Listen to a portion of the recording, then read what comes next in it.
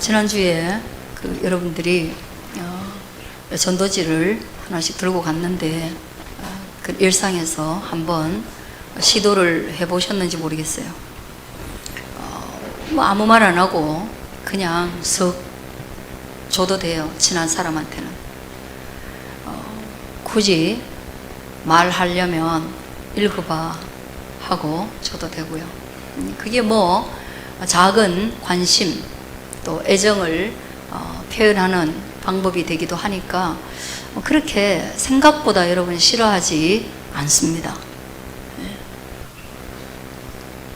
뭐 저는 이제 시작을 해서 뭐 등산 하잖아요. 이게 물티슈니까 너무 좋은 거잖아요. 그래서 저는 올라갈 때 내려오는 사람한테 주는 거예요. 그 내려오는 사람들은 굉장히 반가워하죠. 올라갈 때는 그래도 뭐 하나라도 있으면 불편하니까, 내려올 때는 땀도 닦고 손도 좀 닦고 하니까 되게 고맙겠죠. 그래서 저는 뭐 오히려 고마워하는 사람들을 더 많이 만났으니까 그렇고, 여호수아서를 우리가 보면서 하나님이 하시는 일들을 우리가 이렇게 듣고 또 생각해 보면 우리가 복음을 전하지 못할 일이 없다, 그런 생각이 들어요. 이런 하나님, 살아계실 뿐 아니라 역사하시는 하나님, 그 백성과 동행하시는 하나님, 그리고 또 영원하신 그 하나님을 우리가 어떻게 이렇게 쭈삣쭈삣하게 이렇게 숨겨놓고 살 수가 있나, 뭐 그런 생각을 하는 거죠. 오늘 본문은 더더욱이 이 세상 사람들은 읽어도 믿기 어렵고 또 이걸 봐도 믿을 수 없는 그런 장면이 우리 눈앞에 펼쳐지게 됩니다. 요단을 건너가서 이제 가나안 땅을 점령할 것인데, 그 첫 번째 구절에 하나님께서 말씀하시는 것은 그 가나안의 7 족속을 언급하시면서 이 모든 자들을 반드시 쫓아낼 뿐 아니라 다 죽일 것에 대한 하나님의 명령을 말씀하십니다. 사실상 7 족속이 넘는 부족들이 살고 있지만 대표적인 족속들이에요. 그리고 이들은 다 가나안의 그 풍요에 또 농사에 그런 복을 비는 그런 신앙을 가지고 있는 거죠. 그러니까 이스라엘이나 하나님 편에서 보면 우상을 숭배하는 족속들이에요. 그래서 그들을 다 죽이라는 거죠. 그리고 그들을 죽이러 들어가는 거예요. 그들을 죽이러 들어가는 거예요. 이게 진멸을 향한 전쟁, 하나님의 전쟁 가운데 하나도 남기지 않고 싸그리 죽이는 전쟁의 방식, 진멸전이에요. 여기에서 우리가 계속 걸려 넘어지는데, 진멸한다고 할 때 군인 대 군인은 진멸의 대상이에요. 지금 우리 개념에서 군인 대 군인은 진멸의 대상인데, 무기가 없는 사람은 사실상 진멸의 대상이 아니에요.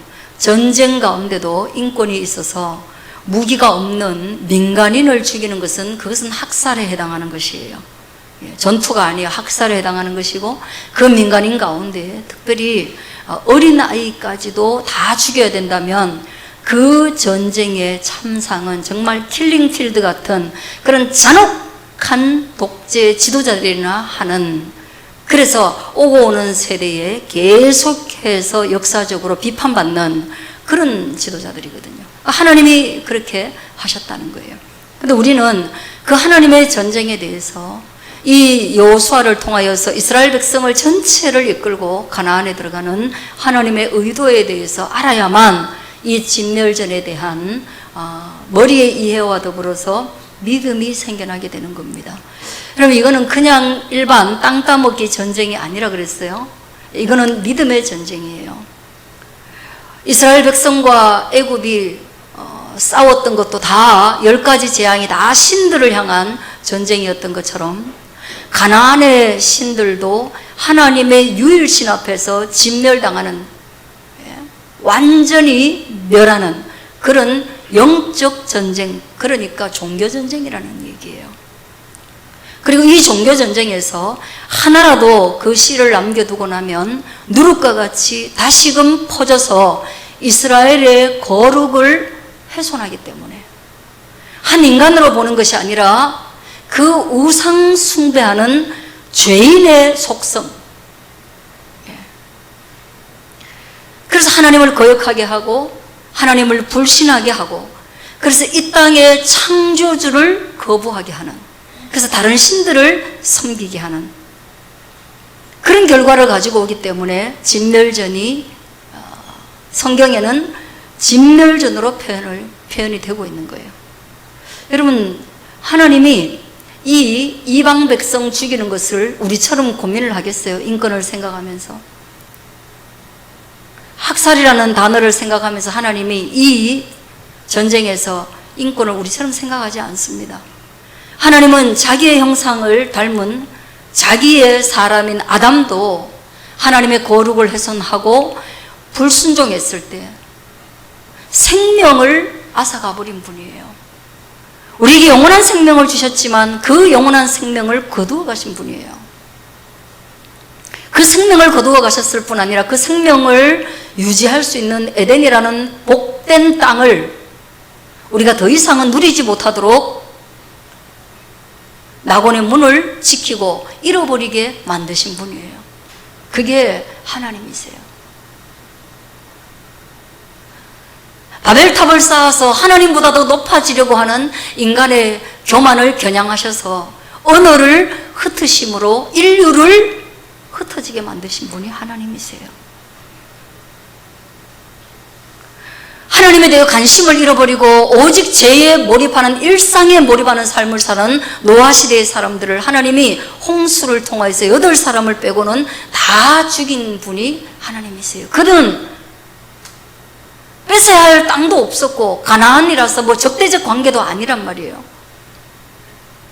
노아 시대의 모든 사람들은 다 아담의 혈통으로서 다 하나님을 아는 백성이었단 말이에요. 그럼에도 불구하고 다 죽일 수 있는 분이 하나님이에요. 그러니까 하나님의 관점에서 이 성경을 보지 않으면, 인간의 관점에서 보면 결코 이해할 수 없는 것이 여호수아서의 진멸전이에요. 하나님이 인간을 파리 목숨으로 생각한다는 게 아니에요. 하나님은 거룩을 존중한다는 거예요. 하나님께 있어가지고 거룩하지 않은 인간은 어쩌면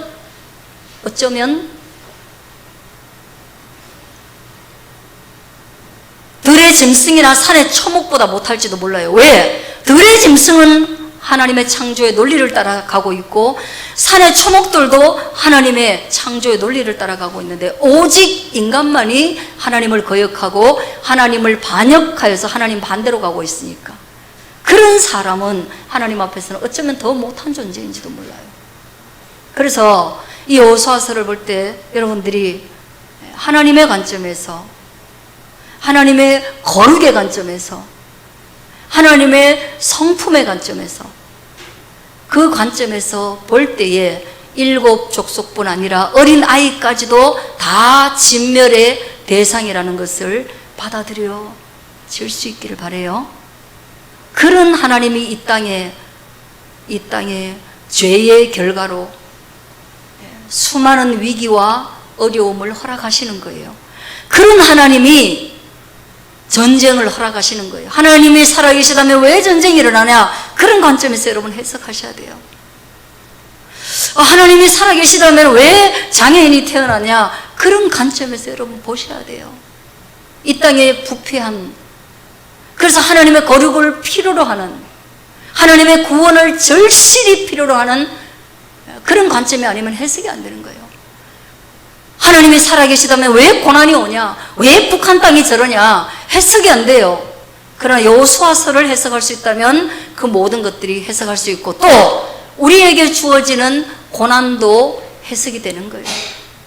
고난이 어떻게 해석이 됩니까? 예, 끊임없는 담금질을 통하여서 순도 99% 또는 100에 이르는 순금을 만들어가는, 성도를 만들어가는 하나님의 과정이라는 것을 알 수가 있는 것입니다. 저는 이것을 여러분들이 여호수아서를 보는 동안에 계속 생각하면서 볼 수 있게 되어지기를 바라요.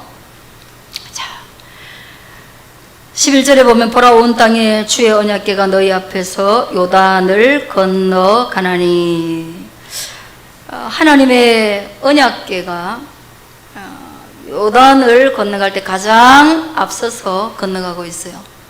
주보에 여러분들에게 보기 좋도록 언약궤를 그림을 그려놨습니다. 예. 여기에서 앞에 두 사람, 중간에 또 이렇게 잡고 뒤에 잡고 이렇게 해서 적어도 한 5-6명이 이 언약궤를 지고 가는 거죠. 우리가 장례식 때 보면 그 관 드는 것처럼 이 언약궤를 들고가 아니고 메고 옵니다. 그러니까 훨씬 더 힘들게 가겠죠. 이게 가장 앞자리에 서는 거예요. 그렇다면 이 의미가 뭐냐?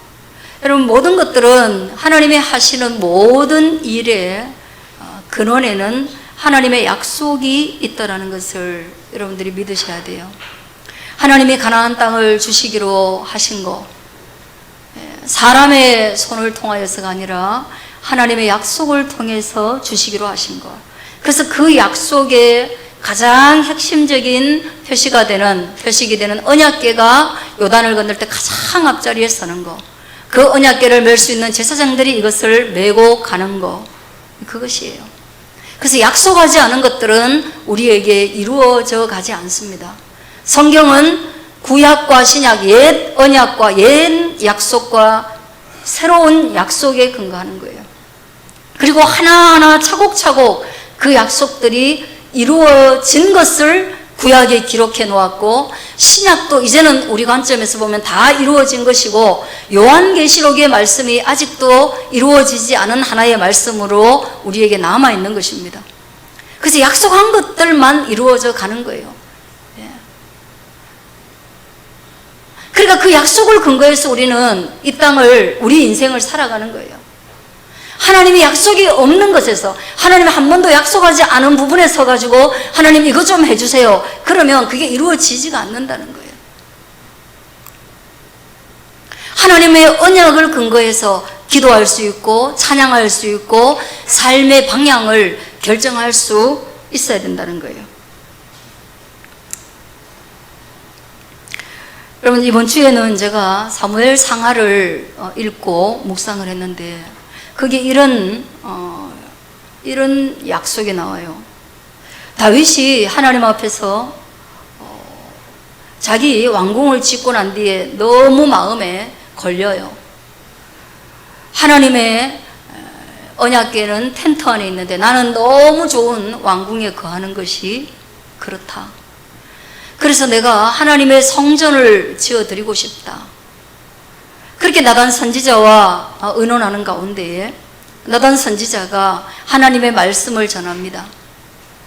너는 전쟁 너무 많이 했고 피 너무 많이 흘렸고, 그러니까 네 손으로 성전을 짓는 것은 안 된다. 그러나 하나님이 그 다윗의 마음을 받으셔서 나단 선지자를 통하여서 말씀하시기를, 대신 초대 왕이었던 사울은 하나님이 왕으로 세우셨지만 그가 죄를 짓고 교만해지고 반역하고 하나님의 언약의 틀을 넘어서서 인간 왕으로서 백성 위에 군림하고자 했을 때 하나님이 사울을 미워하시고 사울에게서 성령을 거두어 가버리시고, 그리고 사울의 왕권을 빼앗아서 다윗에게 주겠다고 그렇게 말씀을 하셨거든요. 그런데 너한테는 그렇게 하지 않겠다, 이런 약속을 하십니다. 이게 다윗 언약이거든요. 너는 내가 네 왕위를 끝까지 네 혈통을 통해서 이루어 가도록 만들어 줄게. 사울처럼 네가 죄를 지어도 너의 왕위는 안 뺏어, 왕정은 안 바꿔. 너가 사울처럼 교만해도 그건 안 해. 이게 바로 내가 너와 하는 약속이야. 너의 왕에는 경고할 거야. 그래서 언약을 맺으시는 거예요. 그 약속이 근거가 돼가지고 다윗은 뭐예요? 다윗도 넘어집니다. 이번에 제가 사무엘상하를 읽으면서 다윗이 넘어지는 하나의 사건이 우리에게 선명하게 말씀 안에서 와닿고 있지만, 그러나 더 중요한 것은 이 사람은 도저히 이 사람의 믿음이나 이 사람의 하나님 사랑하는 것이나 이런 것들을 우리가 따라가기 어렵겠구나. 충성심이 말로 다 할 수 없어요. 자기가 맡은 일에 대한 충성심이 말로 다 할 수 없어서, 정말로 내게 맡겨진 일이라면, 양을 지키는 일이면 곰과 싸워서도 양을 지키는 거예요. 그리고 하나님을 향한 충성심, 왕을 향한 충성심, 왕이 자기를 죽이려고 해도 그의 목숨을 해하지 않는 충성심, 하나님 말씀에 대한 충성심. 골리앗 앞에 서가지고 이스라엘 백성이 하나님의 이름이 모욕을 받을 때 그 마음속에서 불타는 그 충성심,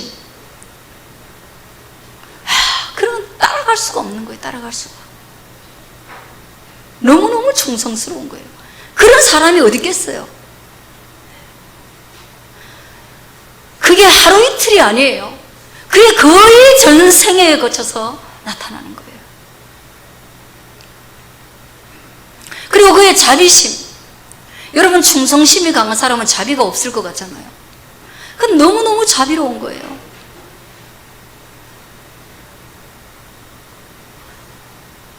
지혜로운 여인을 보면서 첩으로 드릴 때도 자비심에 근거해서, 깊이 우정을 나누었던 요나단의 아들 무비보셋의 그 절름발이 무비보셋을 왕자 대접하면서 너의 아버지를 생각해서, 너의 아버지와 우정을 생각해서 너를 왕자의 모든 특권을 누리게 해주겠다라고 할 때도 그의 자비심은 말할 수가 없는 거예요. 사람들이 돌보지 않는 무리들과 함께 갈 때도 그의 그런 마음은 이해를 넘어서는 거예요. 이거는 진짜 아닌데. 정치 드라마나 또는 역사 드라마를 바라보면서, 왕조 시대의 그 절대 왕권 시대의 왕들을 바라보면서 그런 왕이 없는 거예요. 이래서 하나님이 사랑하셨구나. 이래서 하나님이 사랑하셨구나.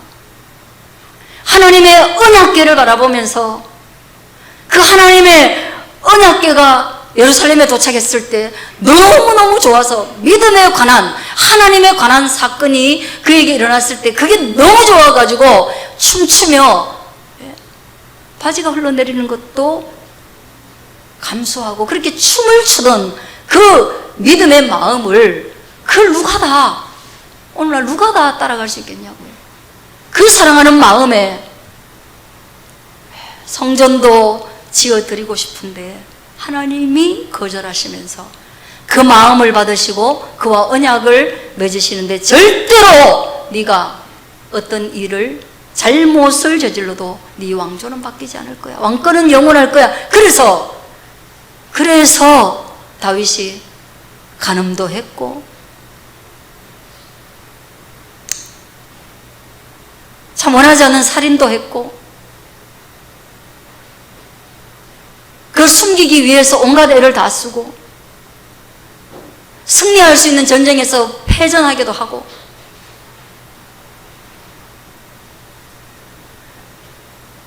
그랬어요. 그렇게 언약을 맺었는데도 여러분, 아주 심각한 건 뭔지 아세요?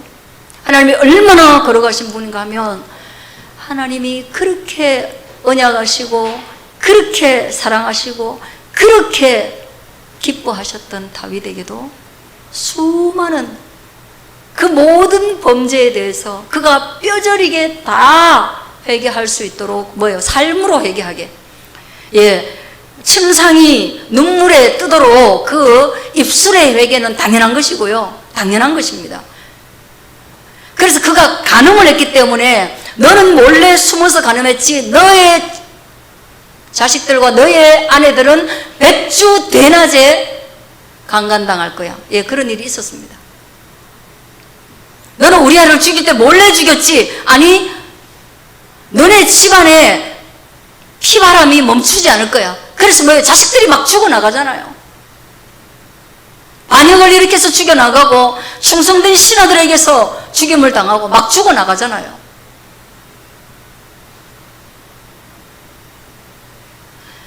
전염병을 겪게 되고, 그래서 온 백성을, 많은 백성을 잃어버리게 되고, 그래서 뭡니까? 그가 했던 것보다 훨씬 더 몇 곱절이나 되는 징벌을 받게 됩니다. 그게 하나님이에요. 그게 하나님이에요. 그러니까 우리가 하나님을 생각할 때 예사로 사람처럼 생각할 수 없다. 하나님은 거룩하신 분이고, 그러나 하나님은 언약에 충실하신 분이고, 그러나 하나님은 그 언약을 벗어나는 존재라면 그것이 말할 수 없이 소중한 다윗이라 할지라도 순결하게 빚어 가시는 분이 하나님이다. 이거 아셔야 돼요. 그렇게 해서 언약궤가 요단강을 건널 때, 여러분 놀라운 것은 홍해를 건너는 사건과 너무 비슷하거든요. 홍해를 건널 때에 이스라엘 백성들은 어떻게 건넙니까?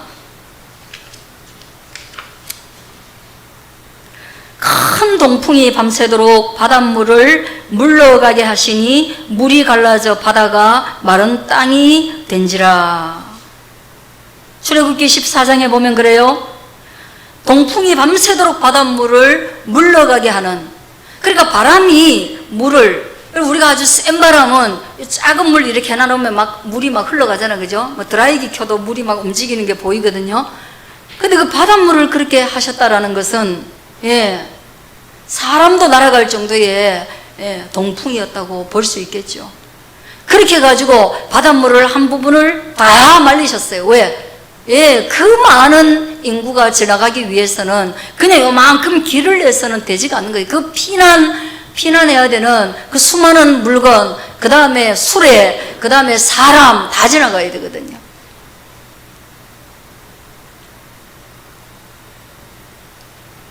이스라엘 자손이 그래서 바다 가운데를 육지를 걸어가듯이 가는데 물은 그들의 좌우에 벽이 되니, 그 상상해 보면 이쪽에 하고 이쪽에 하고 물벽이 있는 거예요. 왜냐? 한쪽으로 쫙 밀어가지고 없앴으니까. 하나를 밀어가지고 길을 닦은 거예요. 물을 밀어서 길을 닦은 거예요. 산을 깎아서 길을 만드는 것처럼 물을 밀어서 길을 닦은 건데, 이 요단강을 건널 때는 제사장들이 요단강물에 그 발바닥이 딱 닿자마자, 강물은 뭐예요? 위에서 아래로 흘러내리는데 거기에서부터 차츰차츰 물이 쌓여가더라 그랬어요. 물이 이렇게 쌓여간 거예요. 그 물벽이 2개 있는데 여기는 물벽이 하나예요. 그러면 뒤에 물이 있겠어요? 없겠어요? 물이 없는 거예요. 밑으로는 물이 흐르지 않고 위에서 여기서 딱 멈춰가지고 이스라엘 백성들이 지나갈 수 있도록 그렇게 물벽이 세워진 것입니다. 여러분, 지난주에 말씀드렸던 것처럼 이거는 의도적으로 홍해가 갈라지는 것과 너무너무 흡사하게 만들어 놓은 거예요. 근데 오늘 이 요단강에 물이 벽이 되는 것을 본 사람들은 홍해가 갈라지는 것을 못 본 사람들이에요.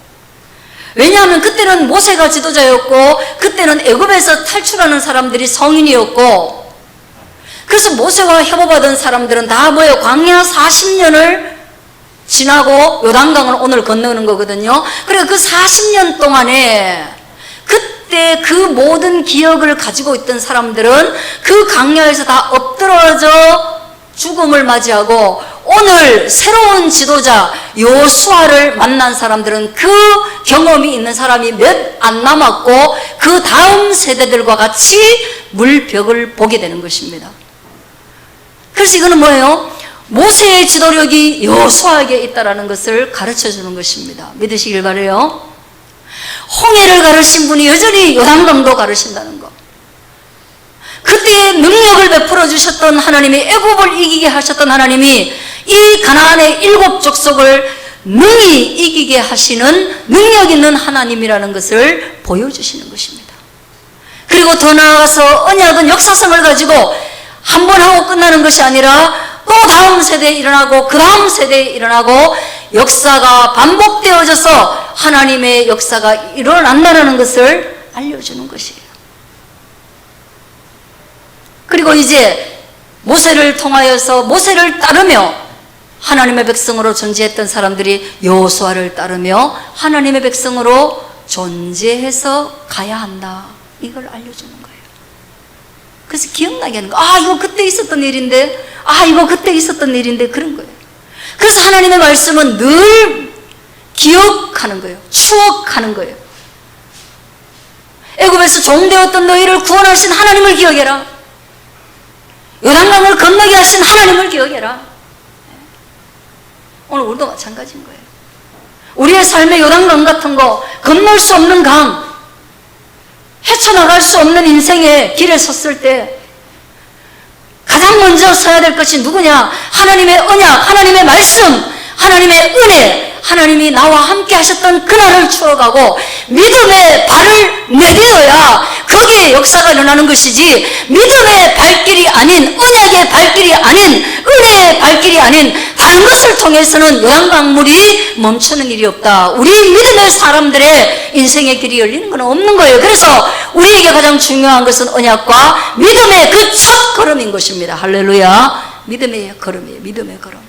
이거 아니면 안 됩니다.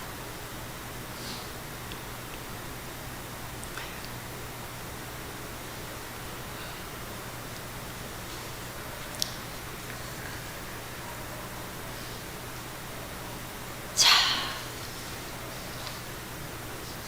뒤에 보면요, 흘러내리던 물이 끊어지고 난 뒤에